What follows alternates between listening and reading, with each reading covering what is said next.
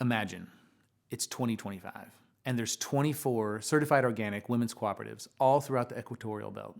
That's 10 to 12 countries that have women running their own businesses, partnering with farmer cooperatives to create these really dynamic systems that they can create export opportunities for them, for their families, and also offering manufacturers the ability to support local communities in a very deep way.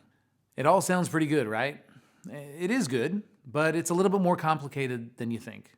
In West Africa, where 70% of the world's cocoa is produced, farmers are subjected to human rights violations.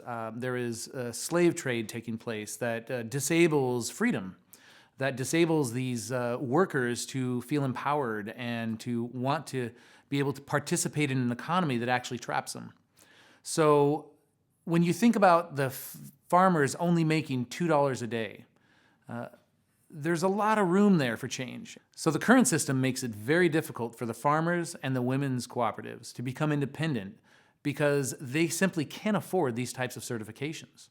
And it keeps them trapped in this economic system that they can't break free of. Chocolate manufacturers have been reaping enormous financial benefits over the last 20 years. I want to throw two numbers at you right now. One would be $95 billion. That's how much there are in chocolate sales in 2016, in this year. Then you have $125 billion. That is how much there will be in chocolate sales in 2025. So you remember back a little bit ago when we talked about that farmer that was making $2 a day? He might make $3 in 2025, but it's not certain. So what can be done? We created a social enterprise business called Bija.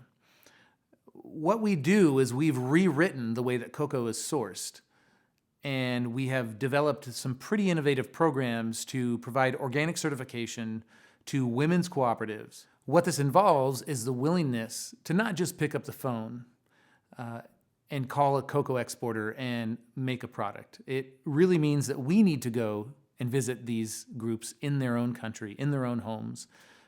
We need to understand their dreams. We need to listen to the ways that they want to grow their business and find ways that we can support that. It also means that there is a human story behind cocoa, and that by working with governments and working with certifying agencies, we can help create a system that really supports and empowers the growers and the processors to provide an economic viability and a living income that otherwise they would just simply not have. At the end, it's really about just creating a conduit for change so that they have the ability to stay in a profession and a livelihood that they have deep passion about, that's been in their family for generations. Otherwise, they would not have the ability to do so if they keep getting paid at the current rate. Thank you very much. I appreciate it.